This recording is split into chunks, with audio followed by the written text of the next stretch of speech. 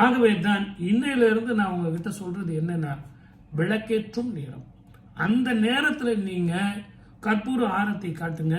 அந்த கற்பூர ஆரத்தி மங்கள ஆரத்தி, மங்களாசாசனம், சுபத்தை தருவது, சுகத்தை தருவது, மனத்தை நிம்மதி தருவது, மரணத்தை வெல்வது, இப்படி எவ்வளோ விஷயங்கள். நிறைய பேருக்கு இந்த மருந்து சாப்பிட்றோம் இல்லைங்களா, எவ்வளோ உடம்பு சரியில்லை, டெய்லி சாப்பிட்ற மருந்து இருக்கு, வேலைக்கு சாப்பிட்ற மருந்து இருக்கு. அந்த மருந்தினுடைய ரியாக்ஷன் நிறைய பேருக்கு இருக்கும்.